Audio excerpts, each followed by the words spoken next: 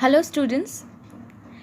In the previous session we have learned that as Franz was not able to answer about the topic of participles, his teacher M. Hamel did not scold him. Instead he blamed everyone. Okay, he blamed the people of Alsace and he blamed himself too. He blamed everyone for not being serious towards their studies. So now then from one thing to another, M. Hamel went on to talk of the French language, saying that it was the most beautiful language in the world, the clearest, the most logical, that we must guard it among us and never forget it. Because when a people are enslaved, as long as they hold fast to their language, it is as if they had the key to their prison. So now students, then M. Hamel in the class, M. Hamel kept talking about their own French language. He said that it was the most beautiful language in the world. It is the most clearest and most logical language in the world. And he tells the class to guard their language because when a people are enslaved, as long as they hold fast to their language, it is as if they had the key to their prison, which means we should guard our language. As I have already told you in the very first class that only if we guard our own language, our mother tongue, then only one can free oneself, or then only we can free ourselves from the prison of slavery. If a person knows his mother tongue very well and then no one can enslave him, no one can dominate us if we have a strong hold or grip over our own mother tongue. That is why it is said that knowing the mother tongue is the key to our prison. Then he opened a grammar and read us our lesson. I was amazed to see how well I understood it. All he said seemed so easy, so easy. I think too that I had never listened so carefully and that he had never explained everything with so much patience. It seemed almost as if the poor man wanted to give us all he knew before going away and to put it all into our heads at one stroke. So here at one stroke means at once or in one go. Okay, so now M. Hamel started teaching a lesson in grammar, and now Franz, means the narrator, says that that day he understood the lesson very easily. He felt that he had paid so much attention in the class, and he also felt that M. Hamel also explained the lesson with a lot of patience. Franz says that he felt as if the teacher M. Hamel wanted to give them all he knew at one stroke before going away. Means Franz felt that their teacher M. Hamel wanted to give them all the knowledge he had at one go before he leaves the school. After the grammar, we had lesson in writing. That day, M. Hamel had new copies for us, written in a beautiful round hand, Franz Alsace, France Alsace. So, here students, after M. Hamel completed teaching the grammar, he was now about to start a lesson in writing. And here, the narrator says that that day, M. Hamel gave them new notebooks. With this phrase, France Alsace, France Alsace, France Alsace, with this phrase beautifully written on the new notebooks. Okay, they looked like little flags floating everywhere in schoolroom, hung from the rod at the top of our desks. You ought to have seen how everyone set to work and how quiet it was. So students, when Franz looked at all the new notebooks given by M. Hamel, their teacher, and when he looked at all the new notebooks with the phrase France Alsace beautifully written on them, he felt that the notebooks were like flags of France that were floating all around in the classroom. Okay, so this now he says that the whole class was busy writing, and that is why the whole common that is why the whole classroom seemed so quiet and so silent. The only sound was the scratching of the pens over the paper. Once some beetles flew in, but nobody paid any attention to them, not even the littlest ones who worked right on tracing their fish hooks, as if that was French too. So the entire classroom was silent and quiet. But the only sound that could be heard was the sound of the pens writing on the paper. And once some beetles means large sized insects. So once the beetles flew into the class, but no one noticed or nobody paid any attention to them as everyone was busy writing, right? So even the littlest ones, means even the younger students, did not notice them, who were drawing fish hooks, which we call a borohi in Assamese, right? To catch fish. They were drawing with so much concentration as if they were also learning French for the last day. On the roof the pigeons cooed very low, and I thought to myself, will they make them sing in German, even the pigeons? So here the narrator Franz says that the sound of the pigeons on the roof could be heard in the classroom, and Franz thought, he wondered, that would the Prussian rulers forced the pigeons also to change their language and coo means make the sound coo in German. So friends thought whether they would also make the pigeons sing and coo in German language. So friends wondered.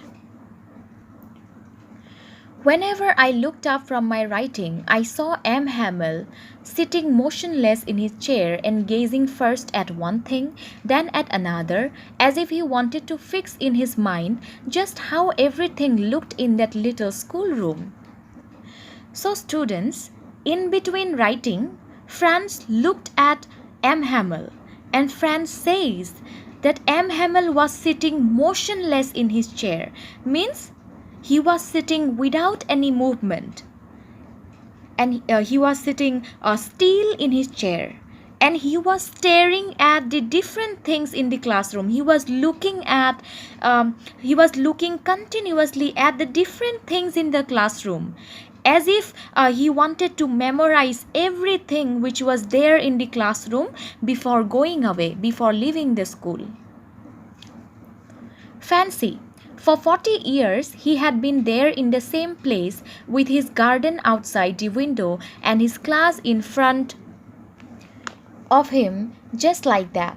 Only the decks and benches had been worn smooth, the walnut trees in the garden were taller, and the hope vine that he had planted himself twined about the windows to the roof. So here it is said that M. Hamel had been teaching at the same place, same school for the last 40 years.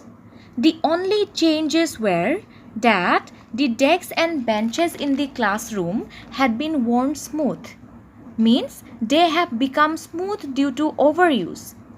And then the walnut trees in the garden outside had grown taller, and the hope vine which M.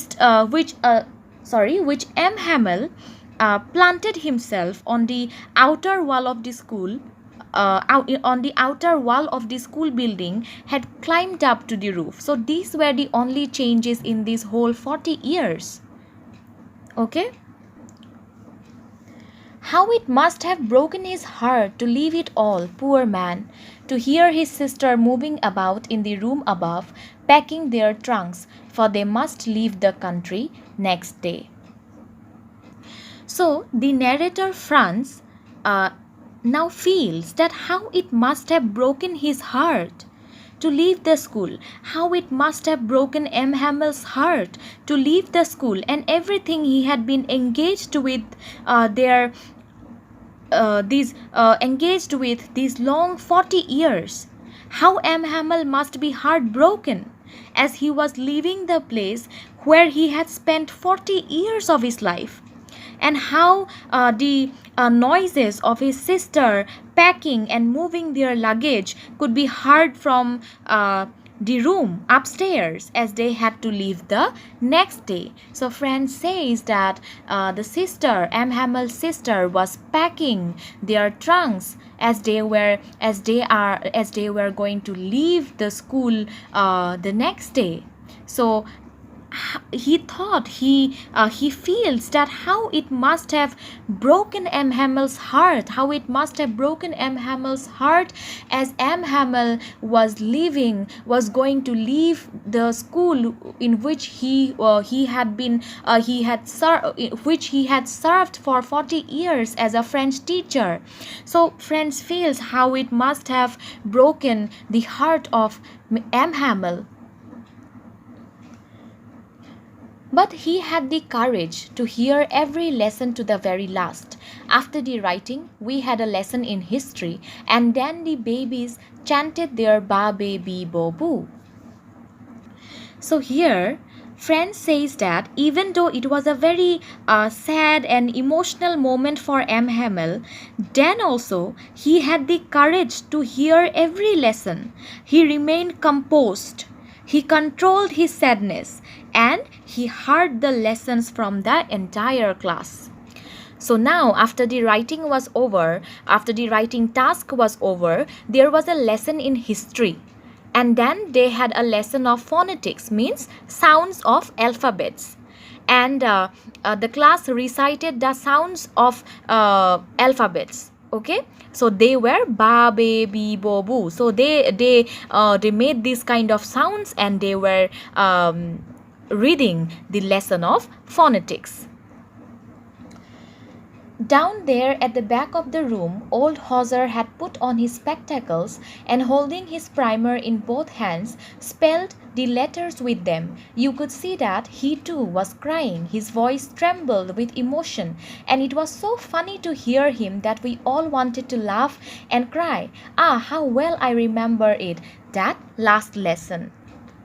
And now, the old Hauser, who was sitting in the backside of the classroom, he also had put on his spectacles and holding the primer in both his hands, he started reciting the letters with the class. He was crying. The old Hauser was crying. His voice trembled as he spoke.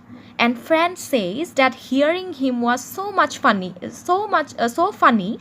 Friends found it funny that how an old man like Hauser was crying and trembling while speaking, and at the same time, Friends was also feeling emotional. All of them wanted to laugh and cry at that moment. All at once, the church clock struck 12, then the Angelus. So just then, what happened?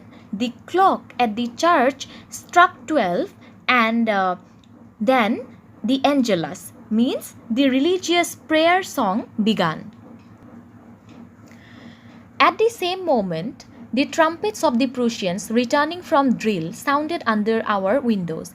M. Hamel stood up, very pale, in his chair. I never saw him look so tall. So at the same moment, what happened? The sound of the trumpets played by the Prussian soldiers who were returning from the drill, means exercise, was heard. Okay? M. Hamel's face became dull. He stood up. His face became colorless, as that was the time to end the class, as that was going to be the end of the last class on French and the end of the last lesson. So M. Hamel stood straight and motionless. And Friend says that M. Hamel had never appeared to be so tall. My friends, said he, I, but something choked him. He could not go on. Then he turned to the blackboard, took a piece of chalk, and bearing on with all his might, he wrote as large as he could, Vive la France. So students, now at the very end of the class, M. Hamel started to speak something. But something choked him, means he could not continue speaking because he was full of emotions and became unable to speak due to his emotions. Then he took a piece of chalk and wrote on the blackboard. Now what did he write? He wrote Vive la France, which is a French term and which means long live France. He wrote it on the blackboard as large as he could. Then he stopped and leaned his head against the wall, and without a word, he made a gesture to us with his hand. School is dismissed, you may go. So, students, gesture here means when you try to say something by signals or by just moving your body parts like hand, head, and so on. So, M. Hamel stopped writing. He bent towards the wall, and without speaking anything, he signaled the class that as the class was over, the class was allowed to leave now. So that is how M. Hamel ended his last class in that school. Okay, so students, that's what the last lesson was all about, and this is the end of the chapter. Now I hope you liked the chapter. I hope you like this entire story. Now, I will give you the question answers, textual as well as the important middle question answers in the WhatsApp group. So, in case if you have any doubt, just ask me directly on WhatsApp and we will begin with the second chapter in the next session.